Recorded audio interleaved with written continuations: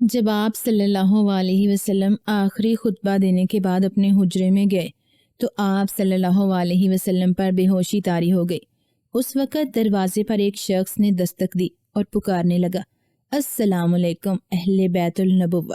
اس کی آواز سن کر اندر سے کسی نے جواب دیا کہ آپ صلی اللہ علیہ وسلم پر اس وقت بے ہوشی طاری ہے، آپ کو اندر آنے کی اجازت نہیں مل سکتی۔ لیکن دستک دینے والے نے پھر پکارا، السلام علیکم اہل بیت النبوہ۔ دوسری مرتبہ یہ پکار آپ نے سن لی۔ آپ نے دریافت کیا کہ اے فاطمہ بیٹی، کون دستک دے رہا ہے؟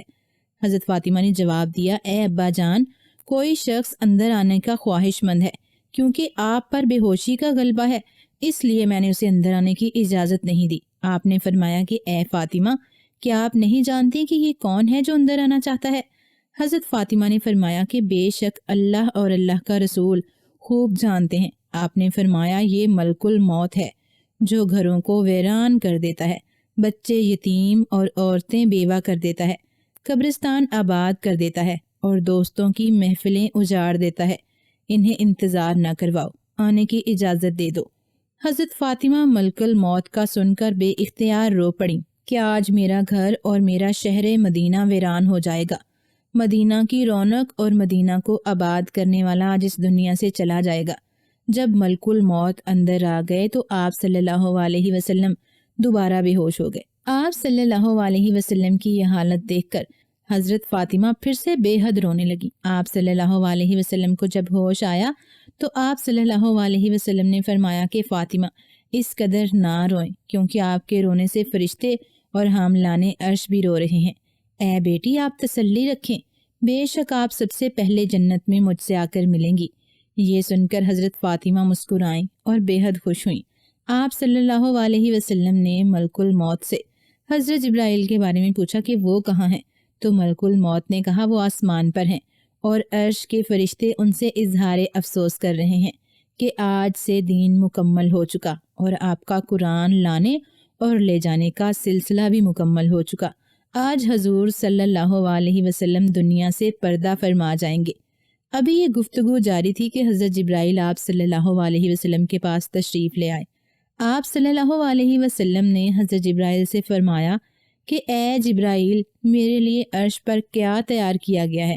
حضرت جبرائیل نے عرض کی کہ اے اللہ کے پیارے رسول صلی اللہ علیہ وسلم، دوزخ کی آگ ٹھنڈی کر دی گئی ہے، جنت کو مزید خوبصورت کر دیا گیا ہے اور تمام حوریں اور فرشتے جنت کے دروازے کھولے ہوئے آپ صلی اللہ علیہ وسلم کے تشریف آوری کے منتظر ہیں۔ آپ صلی اللہ علیہ وسلم نے دریافت کیا کہ میری امت کے بارے میں کیا حکم ہے؟ حضرت جبرائیل نے عرض کیا کہ یا رسول اللہ صلی اللہ علیہ وسلم، جس کے جسم میں تھوڑی سی بھی جان باقی ہو اور وہ سچے دل سے توبہ کر لے، صرف ہلکی سی زبان ہلا لے، تو اس کے 1000 سال کے گناہ معاف کر دیے جائیں گے اور وہ قیامت کے دن آپ کی شفاعت سے بخشا جائے گا۔ آپ اپنی امت کا غم نہ کریں، آپ کی شفاعت آپ کی امت کے لیے قبول کی جائے گی۔ ابھی یہ گفتگو جاری تھی کہ دروازے پر دستک ہوئی اور پھر کسی نے اندر آنے کی اجازت چاہی۔ آپ نے ان کے بارے میں حضرت جبرائیل سے دریافت کیا کہ یہ کون ہے؟ حضرت جبرائیل نے عرض کی کہ یا رسول اللہ صلی اللہ علیہ وسلم، یہ فرشتے حضرت اسماعیل ہیں، یہ آسمان والی دعا کے دراگاہ ہیں۔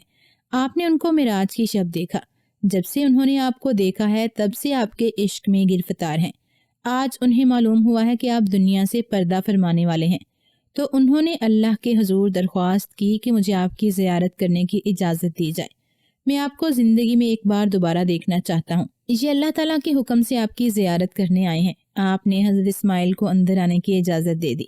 پھر آپ نے ملک الموت سے دریافت کیا کیا وہ بھی میری زیارت کرنے آئے ہیں یا روح قبض کرنے آئے ہیں؟ ملک الموت فرمانے لگے کہ مجھے اللہ تعالیٰ نے حکم دیا ہے کہ اے اسرائیل، میرے محبوب کے پاس جائیں اور میرے محبوب سے ان کی مرضی دریافت کریں۔ آپ کی جیسی مرضی ہوگی ویسا ہی ہوگا۔ اگر آپ مجھے حکم دیں گے تو ہی روح قبض کروں گا، ورنہ صرف زیارت کر کے واپس چلا جاؤں گا۔ آپ نے حضرت جبرائیل کی طرف دیکھا تو حضرت جبرائیل فرمانے لگے کہ اللہ کے رسول، اب اللہ تعالیٰ کو آپ کا دنیا میں رہنا پسند نہیں۔ حوریں و ملائک بھی عرش پر آپ کا انتظار کر رہے ہیں، آپ کے آنے کے منتظر اور دیکھنے کے مشتاق ہیں۔ آپ کو معلوم ہو گیا کہ اب دنیا فانی چھوڑ کر دارالبقا کی طرف کوچ کرنا ہی بہتر ہے۔ پھر آپ نے اپنی تمام ازواج مطہرات کو بلانے کا حکم دیا تو سب حاضر ہو گئیں۔ حضرت ام سلمہ نے آپ کا حال دریافت کیا تو آپ نے فرمایا کہ بس اب وقت قریب ہے، اس کے بعد نہ تو تم مجھے دیکھ سکو گی اور نہ ہی میری آواز سن سکو گی، کیونکہ میں اس دنیا فانی سے جانے والا ہوں۔ یہ سن کر سب ازواج مطہرات بہت زیادہ رونے لگیں، لیکن آپ نے سب کو صبر اور تقوی اختیار کرنے کا حکم دیا اور فرمایا کہ اپنے گھروں میں ہی ٹھہری رہنا۔ آپ نے حضرت فاطمہ سے فرمایا کہ حسن اور حسین کو بلاؤ۔ حضرت فاطمہ نے فوراً حسن اور حسین کو اپنے پاس بلایا۔ آپ نے ان کو اپنے پاس بٹھایا، ان کے پیروں پر ہاتھ رکھا اور فرمایا کہ میری امت کے ظالم لوگ تجھ پر ظلم کریں گے۔ یہ سن کر حضرت فاطمہ نے فرمایا کہ اے اللہ کے پیارے رسول صلی اللہ علیہ وسلم، اگر ان پر ظلم ہوگا تو یہ آپ کے بعد کس سے شکایت کریں گے؟ آپ نے فرمایا کہ تم سب کے لیے بے شک اللہ ہی کافی ہے۔ آپ صلی اللہ علیہ وسلم کی دنیا سے کوچ کر جانے کی باتیں سن کر حسن اور حسین رونے لگے۔ آپ دونوں کی رونے کی آوازیں سن کر باہر کھڑے سب صحابہ کرام رونے لگے۔ حضرت فاطمہ فرمانے لگیں کہ اے جبرائیل، آپ کے بعد اس امت کا خیال کون رکھے گا؟ یہ بات سن کر آپ صلی اللہ علیہ وسلم آپ دیدہ ہو گئے۔ اس پر حضرت سلمہ عرض کرنے لگیں کہ اللہ کے پیارے رسول، آپ تو اس دنیا سے اچھی جگہ تشریف لے جانے والے ہیں، آپ کیوں آپ دیدہ ہیں؟ آپ نے فرمایا کہ مجھے امت کی فکر ہے، میں اپنی امت سے جدائی کے غم میں ہوں۔ یہ سن کر صحابہ کرام کے رونے کی آوازیں مزید بلند ہو گئیں۔ آپ نے حضرت علی سے فرمایا کہ اے علی، میرے حجرے کا پردہ ہٹا دو، میں آخری بار اپنی امت کو دیکھنا چاہتا ہوں۔ حضرت علی نے پردہ ہٹا دیا اور صحابہ کرام کو اندر بلایا۔ جب سب صحابہ کرام دیوانوں کی طرح رونے لگے تو آپ نے سب کو تسلی دی کہ صبر کرو، تم سے پہلے کوئی امت جنت میں نہ جائے گی، تم سب سے پہلے جنت میں جاؤ گے۔ آپ نے سب کو نصیحت کی کہ اے میری امت کے لوگو، دین اسلام پر قائم رہنا، اللہ اور اس کے رسول کی رسی کو مضبوطی سے تھامے رکھنا، قرآن کو اپنا امام ماننا۔ پھر آپ نے کہا کہ اے اللہ، میں نے تیرا پیغام سب کو پہنچا دیا ہے۔ یہ فرماتے فرماتے آپ کے ماتھے پر پسینہ آنے لگا، آنکھیں بند اور بے ہوشی طاری ہونے لگی۔ حضرت علی نے سب صحابہ کرام کو باہر آنے کا مشورہ دیا تو سب باہر چلے آئے۔ حضرت فاطمہ نے فرمایا کہ اے اللہ کے رسول، میں قیامت کے دن آپ کو کہاں ڈھونڈوں گی؟ آپ نے فرمایا کہ حوض کوثر کے پاس۔ حضرت فاطمہ نے فرمایا کہ اگر آپ حوض کوثر پر نہ ملے تو کہاں ڈھونڈوں گی؟ آپ نے فرمایا کہ پھر میزان عدل کے پاس، جہاں سب کے اعمال تولے جائیں گے۔ اگر وہاں پر بھی نہ ملوں تو پھر پل صراط کے پاس آ جانا، میں وہاں اپنی امت کا پل صراط پر سے سلامتی کے ساتھ گزر جانے کی دعا کرتا رہوں گا۔ جب آپ سب کو وصیت مکمل کر چکے تو آپ نے ملک الموت سے فرمایا کہ اے موت کے فرشتے، مجھے اپنے رب سے ملاقات کا مشتاق ہوں۔ اجازت ملتے ہی ملک الموت نے آپ کی روح قبض کرنا شروع کی۔ موت کی تکلیف سے رسول اللہ صلی اللہ علیہ وسلم کی پیشانی پر زیادہ پسینہ آنا شروع ہو گیا۔ آپ نے ارشاد فرمایا، الہی، بے شک موت کی تکلیف تو ہی آسان فرمانے والا ہے۔ پھر مٹی کے برتن میں پانی بھروا کر پاس رکھا۔ موت کی گھبراہٹ سے بار بار برتن میں ہاتھ ڈال کر اسے اپنے چہرے مبارک پر لگاتے۔ پھر جب نزاع کا عالم ہوا تو حضرت جبرائیل رونے لگے اور اپنا رخ پھیر لیا۔ رسول اللہ فرمانے لگے کہ اے لوگو، اپنی نمازوں کی حفاظت کرنا، نماز کبھی نہ چھوڑنا۔ پھر یا رب امتی، یا رب امتی کہتے کہتے جاتے، یہاں تک کہ جان سینے تک آ گئی اور جسم کا نچلا حصہ بے جان ہو گیا۔ مگر اس حالت میں بھی آپ کو اپنی امت کی ہی فکر تھی، بار بار اپنی گناہگار امت کے لیے دعا فرماتے۔